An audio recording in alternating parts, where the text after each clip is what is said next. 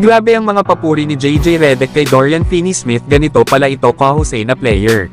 Pero bago yan mga idol, dahil ang dalawang bagong players ng Los Angeles Lakers na sila Shake Milton at Dorian Finney-Smith ay kasama na nila LeBron James, Anthony Davis at ng iba pang Lakers player sa kanilang practice. Kaso ay hindi pa nga kasama ng Lakers sila DFS at Shake Milton na nagpa-practice, kumbaga mga idol ay nanonood pa lang ang mga ito sa practice ng Lakers. Makikita nga rin sa mga mukha nila Shake Milton at Dorian Finney-Smith na masaya ang mga ito na matrade dito sa Lakers. At nang matanong nga sa interview itong si Shake Milton kung ano ba daw ang madadala niya gamit ang kanyang skills dito sa Los Angeles Lakers, sinabi nga ni Shake Milton na maglalaro nga daw siya bilang ito sa kanyang sarili. At magiging versatile nga din daw ito, playmaker at makakashoot ng mga 3-pointers at babantayan din daw nito ang bola. Basta magiging presence nga daw si Shake Milton palagi, lalo na sa second unit. At sisiguraduhin nga daw nito na palagi itong nasa tamang spot at basta maglalaro daw ito kung ano siya. Just trying to be myself, man. Be versatile, be a playmaker, knock down threes, guard the ball. Just kind of be like a presence, especially in that second unit. Getting guys in the right spot and, just being myself. Samantalang nang matanong naman sa interview itong si DFS na kung saan nga daw sa Lakers pakiramdam niya na magkakaroon siya ng malaking impact, sinabi nga ni Dorian Finney-Smith na versatile player naman daw siya. Kaya kung gusto daw nila na maglaro siya ng small, ay meron daw silang option na maaari naman daw nilang asahan sa kanya ang kanyang pick and pop at mag-spread ito sa floor. Lalo na kapag ang ibang kupunan daw ay inilagay sa kanya ang sentro, ay pipwesto daw ito sa corner. Kaya kapag nag-help defense daw ang mga ito ay naka-ready daw itong si Dorian Finney-Smith para mag-shoot. Kaya marami daw option ng Lakers na maaari nilang gamitin sa kanilang line-up sa kanya na maaari silang magtagumpay.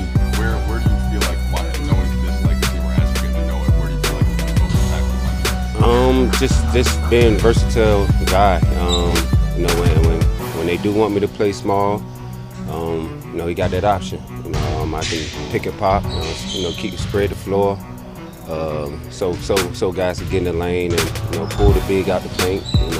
I know that's what we did with teams who put centers on me. Will put me in the corner and if they help, I'll be ready to shoot. So we just got a bunch of different options that coach can, a bunch of different lineups coach can throw out there that we could be successful at.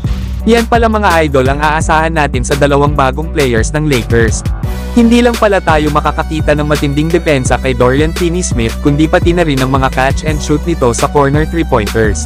Lalo at inihalin tulad niya pa naman si LeBron sa dati niyang teammate na si Luka Doncic, na parehas nga daw ito ni LeBron na mahusay humanap ng kasama sa corner. Kaya excited na daw itong si Dorian Finney-Smith na gumawa ng mga catch and shoot dito sa Los Angeles Lakers.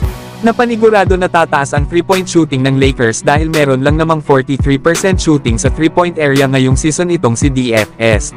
Habang si Shake Milton naman ay merong 38% shooting beyond the arc. Kaya uulan talaga ng shooting dito sa Los Angeles Lakers dahil sa pagkakadagdag nila Shake Milton at Dorian Finney-Smith. Samantalang kung iniisip nyo mga idol na per tip dumating na sa Lakers si Dorian Finney-Smith ay magiging starter agad ito sa Lakers. Na ayon pa nga kay Coach JJ Redick ay kinumpirma nito na ilalagay muna niya si DFS coming off the bench. Ang dahilan nga dito ni Coach JJ Redick ay nasa magandang spot na daw kasi ang kanilang starting group. Isa pa ay ilan beses nang sinabi ni JJ Redick na gusto niya ng consistency. At wala naman daw pakialam si DFS kung maging starter ba ito or coming off the bench, lalo at nagkausap na daw sila ni JJ Redick. Sinabi nga din ni JJ Redick na magdadala nga daw si DFS sa kanila ng another defender. Lalo ito daw ang player na kayang bantayan ang multiple position sa kanyang buong career.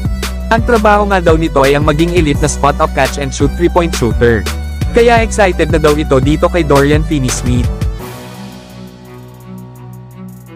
Dorian gives us another defender, and he's a guy that has guarded multiple positions throughout his career. He's worked to become an elite spot-up catch and shoot 3-point shooter. So I'm just excited to have him